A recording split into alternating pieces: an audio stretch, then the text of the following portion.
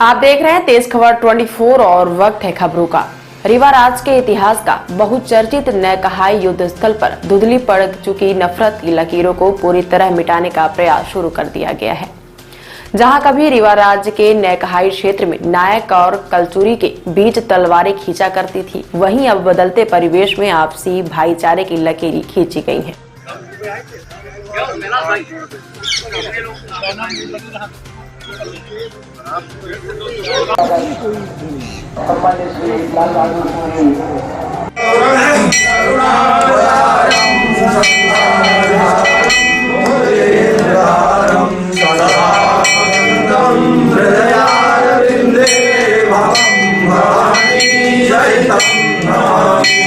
सेना दुंदुभ्याय च हनन्याय च भूमाग्राम्यामि दीपदर्शनानि परिपूर्णं तदस्तमेव श्रीफलं समर्पयामि जन्मनि श्री अखण्डविधुवरं समर्पयामि उत्तरान् नैवेद्यं निवेदयामि।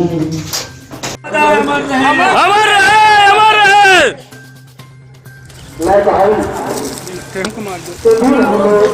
है और जंग में बड़े बहादुरी के साथ ये लड़ते रहे और 2500 सैनिकों को ये इन्होंने मौत के घाट उतारा, मराठा सैनिकों को। लेकिन पीछे से इनके ऊपर एक हमला हुआ। इनका हाथ कट जाने के बाद ये दांतों में घोड़ी की लगाम लगाकर और इस युद्ध भूमि में लड़ते रहे और इनका दूसरा हाथ भी कट गया। और जब दूसरा हाथ कट गया तो पीछे से इनको भाला मार दिया गया। चुनांचे ये इसी जगह पर छतरी बनी हुई है, इसी जगह पर वो शहीद हो गए। नफरत की लकीर को मिटाने के लिए पूर्व मंत्री एवं स्थानीय विधायक राजेंद्र शुक्ला एवं रीवा रियासत के महाराजा पुष्पराज सिंह ने एक नई सुबह का आगाज किया है। नैकहाई युद्ध स्थल में भव्य कार्यक्रम का आयोजन किया गया, जहां पर युद्ध की नई गौरव गाथा युवा पीढ़ी के लिए लिखी गई। इस कार्यक्रम की शुरुआत रीवा किला परिसर में स्थित भगवान महामृत्युंजय की पूजा अर्चना के साथ शुरू हुई। वहीं पर स्थित मर्दन शाह की छतुरी में श्रद्धा सुमन अर्पित किया गया।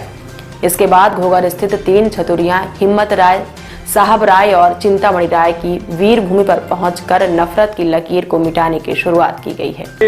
सबसे बड़ा कारण तो ये है कि कभी हम लोगों ने इसके ऊपर ध्यान नहीं दिया और दूसरी बात हमारे जो ट्रस्ट, जो पुरानी ट्रस्ट हैं, जो पुराने एजुकेशनल इंस्टीट्यूट्स हैं, जो पुराने लोग हैं, वो इस चैप्टर को लगभग भूल गए। अब नैकहाई की ये जो शुरुआत हो रही है ये अपने आप में अप्रतिम है, क्योंकि ये एक ऐसी जंग है जिसमें 300 लोग मिलके एक लंबी लड़ाई को रोकने का प्रयास करते हैं। अगर मान लीजिए अगर ये 300 लोग ना लड़ते तो क्या होता? पूरे रीवा राज्य में हजारों लोग मारे जाते, हाहाकार मच जाता। तो ये 300 लोगों का बलिदान याद रखना चाहिए। हार जीत तो लगी रहती है, कभी कोई किसी का दिन, कभी किसी का दिन। मराठे 18वीं शताब्दी में चैंपियन थे, उसमें कोई दो शक की बात नहीं। कभी किसी का शासन रहा है तो कभी किसी का शासन रहा है। नैकहाई का युद्ध 4 दिसंबर 1796 से शुरू होकर आज यानी 8 फरवरी को खत्म होता है। ये 2.5 महीने का घेरा था। ये युद्ध एक दिन में नहीं लड़ा गया था, रोज झड़पें होती थी। आपके चुरहटा से थोड़ा सा आगे बीहर नदी, जहाँ आज बड़ी पुल बना है, वहाँ पेशवाओं ने अपना जरी पटका लगाया हुआ था करीब एक 20 फीट के पोल में। वहीं जाके रोज मोर्चाबंदी होती थी, रोज दुश्मन एक दूसरे से लड़ते थे, शहीद होते थे, मरते थे, गिरते थे, पड़ते थे।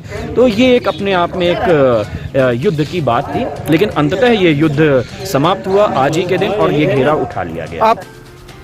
आपको बता दें कि 1796 में रीवा राज्य के इतिहास में नैकहाई का बहुचर्चित युद्ध हुआ था। रीवा रियासत के तत्कालीन महाराजा अजीत सिंह के शासनकाल में बाजीराव पेशवा के पौत्र अली बहादुर के सेनापति नायक यशवंत राव ने सीमा पर चढ़ाई कर दिया था।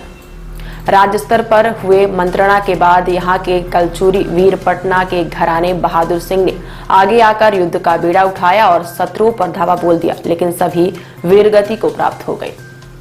दूसरे दल से रायपुर के कलंदर सिंह कलचुरी के सेनापतित्व में पीछे से चुराटा की ओर से आए और सीधे नायक के खेमे पर आक्रमण कर दिया, जिसमें नायक वीरगति को प्राप्त हुआ। इस युद्ध में कलचुरी वीरों की धाक को रीवा राज्य में बहुत अधिक बढ़ा दिया।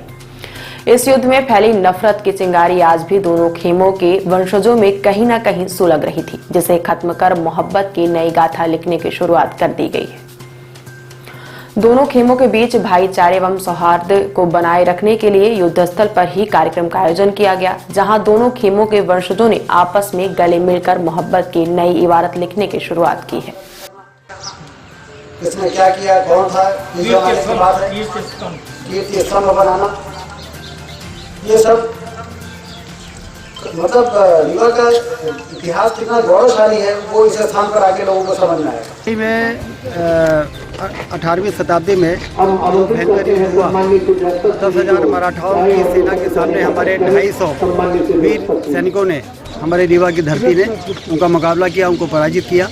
और इसलिए ये जो स्थल है, शहीद स्थल, इसको शौर्य स्मारक के रूप में विकसित करने का योजना बनाने के लिए हमने बातचीत की है और इसको विकसित करके जिससे आने वाली पीढ़ी को, रीवा रियासत को और रीवा के क्षेत्र को आक्रांताओं से बचाने के लिए जो शहादत दी गई, जो अपने प्राणों को बलिदान किया गया, वो आने वाली पीढ़ी को इस चीज़ों को जानकारी सुगमता से प्राप्त हो सके। रास्ते के लिए यहाँ पर बोला जा रहा है मार्ग, ये सामने वाला मार्ग तो बहुत अच्छा बना दिया है और यहाँ पर जब इसका विकास की योजना बनेगी तो इसके चारों जो आवश्यक अधोसंरचना है और अंदर का विकास है वो सब किया जाएगा।